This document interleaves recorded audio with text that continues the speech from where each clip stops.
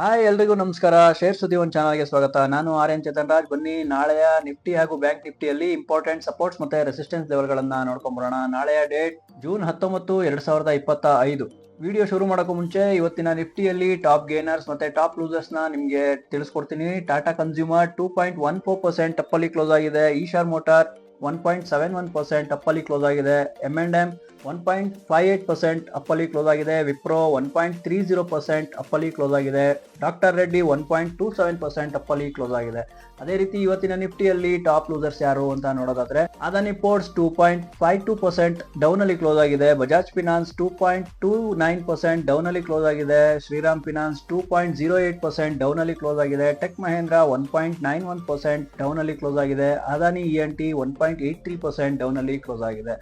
Next ನಾವು FIIs ಮತ್ತೆ DIIs ಗಳ ಡೇಟಾ ನೋಡೋದಾದ್ರೆ DIIs ಗಳು 952 ಕೋಟಿಯಷ್ಟು ಬೈ ಮಾಡಿದ್ದಾರೆ. FIIs ಗಳು 945 ಕೋಟಿಯಷ್ಟು ಬೈ ಮಾಡಿದ್ದಾರೆ. ಈ ಡೇಟಾ ನಿಮಗೆ 18ನೇ ಜೂನ್ ಆಗಿರುತ್ತೆ, ಅಂದ್ರೆ ನಿನ್ನೆಯ ಡೇಟಾ ಆಗಿರುತ್ತೆ. ನೆಕ್ಸ್ಟ್ ಬನ್ನಿ ನಿಫ್ಟಿ ಹಾಗೂ ಬ್ಯಾಂಕ್ ನಿಫ್ಟಿಯ ಚಾರ್ಟ್ ಅನಾಲಿಸಿಸ್ ನೋಡ್ಕೊಂಬರೋಣ. ನೆಕ್ಸ್ಟ್ ನಾವು ನಿಫ್ಟಿಯಲ್ಲಿ ನಾಳೆಯ ಸಪೋರ್ಟ್ ಮತ್ತೆ ರೆಸಿಸ್ಟೆನ್ಸ್ ಲೆವೆಲ್ಗಳನ್ನ ನೋಡೋದಾದ್ರೆ ನಮಗೆ ಇವತ್ತು ಕ್ಲೋಸಿಂಗ್ ಕೊಟ್ಟಿದ್ದೆ ಈ ರೇಂಜ್ ನಲ್ಲಿ 54,744 ಈ ರೇಂಜ್ ನಲ್ಲಿ ಕ್ಲೋಸಿಂಗ್ ಕೊಟ್ಟಿದೆ. 15 ಮಿನಿಟ್ಸ್ ನ ಟೈಮ್ ಫ್ರೇಮ್ ನಲ್ಲಿ ಸಪೋರ್ಟ್ ಮತ್ತೆ ರೆಸಿಸ್ಟೆನ್ಸ್ ಲೆವೆಲ್ಗಳನ್ನ ನೋಡೋದಾದ್ರೆ ನಮಗೆ ಇದು ಒಂದು ಸಪೋರ್ಟ್ ಆಗಿ ವರ್ಕ್ ಆಗ್ತಾ ಇದೆ. 24,744 ನಮಗೆ ಸಪೋರ್ಟ್ ಆಗಿ ವರ್ಕ್ ಆಗ್ತಾ ಇದೆ. ರೆಸಿಸ್ಟೆನ್ಸ್ ಆಗಿ ವರ್ಕ್ ಆಗ್ತಾ ಇರುವಂತಹ ಸ್ಥಳ ಯಾವುದು ಅಂತಂದ್ರೆ 24,850 ಈ ರೇಂಜ್ ನಮಗೆ ರೆಸಿಸ್ಟೆನ್ಸ್ ಆಗಿ ವರ್ಕ್ ಆಗ್ತಾ ಇದೆ. ನಾಳೆ ನಾವು ಗ್ಯಾಪ್ ಅಪ್ ಅಲ್ಲಿ ಓಪನ್ ಆಯ್ತು ಅಂತ ಅನ್ಕೊಳ್ಳೋಣ. ಗ್ಯಾಪ್ ಅಪ್ ಅಲ್ಲಿ ಓಪನ್ ಆದ್ರೆ ನಮ್ಮ ಒಂದು ನೆಕ್ಸ್ಟ್ ಲೆವೆಲ್ನ ರೆಸಿಸ್ಟೆನ್ಸ್ ಈ ಲೆವೆಲ್ನ ಕ್ರಾಸ್ ಮಾಡಬೇಕಾಗಿರುತ್ತೆ. ಯಾವುದು 24,850 ನ ಕ್ರಾಸ್ ಮಾಡಿ ಅಲ್ಲಿ ಒಂದು ಜೆನ್ಯೂನ್ ಬ್ರೇಕ್ಔಟ್ ಸಿಗ್ತಾ ಇದೆ, ಮಲ್ಟಿಪಲ್ ಕನ್ಫರ್ಮೇಶನ್ ಸಿಗ್ತಾ ಇದೆ ಅಂತಂದ್ರೆ ನೆಕ್ಸ್ಟ್ ಲೆವೆಲ್ನ ಟಾರ್ಗೆಟ್ ನಮ್ದು 25,000 ಆಗಿರುತ್ತೆ. ನೋಡಿ, ಇದು ನಮ್ಮ ರೆಸಿಸ್ಟೆನ್ಸ್ ಅಂತ ನಾವು ಕನ್ಸಿಡರ್ ಮಾಡ್ಬೋದು. ರೆಸಿಸ್ಟೆನ್ಸ್ ನಂಬರ್ 1 ಅಂತ ನಾವು ಕನ್ಸಿಡರ್ ಮಾಡ್ಬೋದು. ಇಲ್ಲಿ ನಮಗೆ ಒಂದು ರಿಜೆಕ್ಷನ್ ಸಿಕ್ಕಿರೋದ್ರಿಂದ ಅರ್ಲಿಯರ್ ಪ್ರಾಫಿಟ್ ಗಳನ್ನ ಬುಕ್ ಮಾಡ್ಕೊಂಡವರು ಬುದ್ಧಿವಂತರಾಗ್ತಾರೆ. ಗ್ಯಾಪ್ ಅಪ್ ಅಲ್ಲಿ ಓಪನ್ ಆಗ್ತಾ ಇದ್ರೆ ಇನ್ನೂ ಜಾಸ್ತಿ ನನಗೆ ಪ್ರಾಫಿಟ್ ಬೇಕು ಅಂತ ವೆಯ್ಟ್ ಮಾಡಿದ್ರೆ ಇಲ್ಲಿ ನಮಗೆ ಅಗೇನ್ ಬ್ರೇಕ್ಔಟ್ ಸಿಗ್ಬೇಕಾಗಿರುತ್ತೆ, ಜೆನ್ಯೂನ್ ಬ್ರೇಕ್ಔಟ್ ಸಿಗ್ಬೇಕಾಗಿರುತ್ತೆ. ಮಲ್ಟಿಪಲ್ ಕನ್ಫರ್ಮೇಶನ್ ತಗೊಂಡ ನಂತರ ನೆಕ್ಸ್ಟ್ ಲೆವೆಲ್ನ ಟಾರ್ಗೆಟ್ 25,100 ನಮ್ಮ ನೆಕ್ಸ್ಟ್ ಲೆವೆಲ್ನ ಟಾರ್ಗೆಟ್ ಆಗಿರುತ್ತೆ. 25,200 ತನಕ ಬರುವ ಸಾಧ್ಯತೆ ಇರುತ್ತೆ. ಇದು ನಮ್ಮ ರೆಸಿಸ್ಟೆನ್ಸ್ ಲೆವೆಲ್ 2 ಅಂತ ನಾವು ಕನ್ಸಿಡರ್ ಮಾಡ್ಬೋದು. ಸೊ ಈ ಲೆವೆಲ್ನ ಟಚ್ ಮಾಡುವ ಸಾಧ್ಯತೆ ಇರುತ್ತೆ. ಸೊ ಇಷ್ಟೊತ್ತು ನಾವು ಗ್ಯಾಪ್ ಅಪ್ ಅಲ್ಲಿ ಓಪನ್ ಆದ್ರೆ ಏನ್ ಮಾಡ್ಬೋದು ಅಂತ ಡಿಸ್ಕಷನ್ ಮಾಡಿದ್ವಿ. ಅದೇ ರೀತಿ ಗ್ಯಾಪ್ ಡೌನ್ ಅಲ್ಲಿ ಓಪನ್ ಆಯ್ತು ಅಂತ ಅನ್ಕೊಳ್ಳೋಣ. ಈ ಲೆವೆಲ್ ನ ಕ್ರಾಸ್ ಮಾಡಬೇಕಾಗಿರುತ್ತೆ. ಯಾವುದು 24,744 ಈ ರೇಂಜ್ ಅನ್ನ ಕ್ರಾಸ್ ಮಾಡಿ ಮಲ್ಟಿಪಲ್ ಕನ್ಫರ್ಮೇಶನ್ ಸಿಗ್ತಾ ಇದೆ, ಜೆನ್ಯೂನ್ ಬ್ರೇಕ್ಔಟ್ ಸಿಗ್ತಾ ಇದೆ ಅಂತಂದ್ರೆ ಈ ಲೆವೆಲ್ ನ ಕ್ರಾಸ್ ಮಾಡಬೇಕು. 24,674 ಈ ರೇಂಜ್ ಅನ್ನ ಕ್ರಾಸ್ ಮಾಡಿದ ನಂತರನೇ ನಾವು ಬೈಯಿಂಗ್ ಆಪರ್ಚುನಿಟೀಸ್ ನ ಹುಡುಕ್ಬೋದು.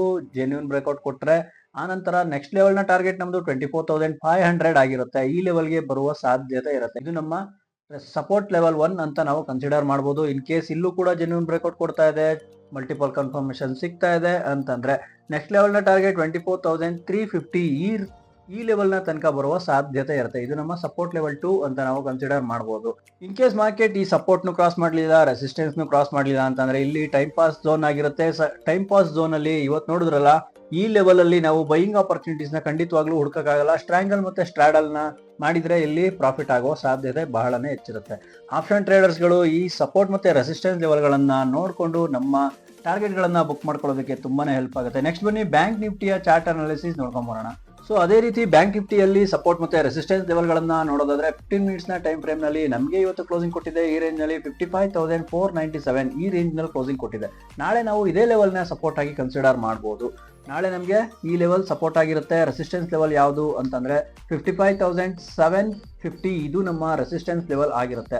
ಈ ಲೆವೆಲ್ ನ ಕ್ರಾಸ್ ಮಾಡಬೇಕು, ಮಲ್ಟಿಪಲ್ ಕನ್ಫರ್ಮೇಶನ್ ಸಿಗಬೇಕು, ಆ ನಂತರನೇ ನಾವು ಟಾರ್ಗೆಟ್ ನ ಫಿಕ್ಸ್ ಮಾಡ್ಕೋಬಹುದು. ಇಲ್ಲಿ ನಮಗೆ ಜೆನ್ಯೂನ್ ಬ್ರೇಕ್ಔಟ್ ಕೊಡ್ತಾ ಇದೆ, ಮಲ್ಟಿಪಲ್ ಕನ್ಫರ್ಮೇಶನ್ ಸಿಗ್ತಾ ಇದೆ ಅಂತಂದ್ರೆ ನೆಕ್ಸ್ಟ್ ಲೆವೆಲ್ ನ ರಿಜೆಕ್ಷನ್ ನಮಗೆ ಕಾಣಿಸ್ತಾ ಇರೋದು ಈ ಲೆವೆಲ್ ನಲ್ಲಿ. ಈ ಲೆವೆಲ್ ಅಂದ್ರೆ 55,976 ಈ ರೇಂಜ್ ನ ತಲುಪುವ ಸಾಧ್ಯತೆ ಇರುತ್ತೆ. ಇನ್ ಕೇಸ್ ಮಾರ್ಕೆಟ್ ಇಲ್ಲೂ ಕೂಡ ಜೆನ್ಯೂನ್ ಬ್ರೇಕ್ಔಟ್ ಕೊಡ್ತಾ ಇದೆ, ಮಲ್ಟಿಪಲ್ ಕನ್ಫರ್ಮೇಶನ್ ಸಿಗ್ತಾ ಇದೆ ಅಂತಂದ್ರೆ ನೆಕ್ಸ್ಟ್ ಲೆವೆಲ್ ನ ಟಾರ್ಗೆಟ್ 56,420 ಈ ರೇಂಜ್ ನ ತಲುಪುವ ಸಾಧ್ಯತೆ ಇರುತ್ತೆ. ಇಲ್ಲಿ ನಮಗೆ ನೆಕ್ಸ್ಟ್ ರಿಜೆಕ್ಷನ್ ಕಾಣಿಸ್ತಾ ಇರೋದ್ರಿಂದ ಇದು ನಮ್ಮ ರೆಸಿಸ್ಟೆನ್ಸ್ ನಂಬರ್ 2 ಅಂತ ನಾವು ಕನ್ಸಿಡರ್ ಮಾಡಬಹುದು. ರೆಸಿಸ್ಟೆನ್ಸ್ ನಂಬರ್ 1 ಯಾವ್ದಾಗಿತ್ತು 55,970 ಈ ರೇಂಜ್ ನ ಕ್ರಾಸ್ ಮಾಡಬೇಕು. ಅಲ್ಲೂ ಕೂಡ ಜೆನ್ಯೂನ್ ಬ್ರೇಕ್ಔಟ್ ಸಿಗಬೇಕು. ಅಗೇನ್ ನಮಗೆ ಮಲ್ಟಿಪಲ್ ಕನ್ಫರ್ಮೇಶನ್ ಸಿಗ್ತಾ ಇದೆ ಅಂತಂದ್ರೆ ನೆಕ್ಸ್ಟ್ ಲೆವೆಲ್ ನ ಟಾರ್ಗೆಟ್ ನಮ್ದು 56,420 20 ಈ ರೇಂಜ್ ಅನ್ನ ಟಚ್ ಮಾಡುವ ಸಾಧ್ಯತೆ ಇರುತ್ತೆ. ಸೊ ಇಷ್ಟೊತ್ತು ನಾವು ಗ್ಯಾಪ್ ಅಪ್ ಅಲ್ಲಿ ಓಪನ್ ಆದ್ರೆ ಏನ್ ಮಾಡಬಹುದು ಅಂತ ನೋಡಿದ್ವಿ. ಅದೇ ರೀತಿ ಇವಾಗ ಗ್ಯಾಪ್ ಡೌನ್ ಅಲ್ಲಿ ಓಪನ್ ಆಯ್ತು ಅಂತ ಅನ್ಕೊಳ್ಳೋಣ. ಈ ಲೆವೆಲ್ ನ ಕ್ರಾಸ್ ಮಾಡ್ತಾ ಇದೆ ಅಂತಂದ್ರೆ ಯಾವುದು 55,380 ರೇಂಜ್ ಅನ್ನ ಕ್ರಾಸ್ ಮಾಡ್ತಾ ಇದೆ, ಮಲ್ಟಿಪಲ್ ಕನ್ಫರ್ಮೇಶನ್ ಸಿಗ್ತಾ ಇದೆ, ಜೆನ್ಯೂನ್ ಬ್ರೇಕ್ಔಟ್ ಕೊಡ್ತಾ ಇದೆ ಅಂತಂದ್ರೆ ನೆಕ್ಸ್ಟ್ ಲೆವೆಲ್ ನ ಟಾರ್ಗೆಟ್ 55,100 ತನಕ ಬರುವ ಸಾಧ್ಯತೆ ಇರುತ್ತೆ.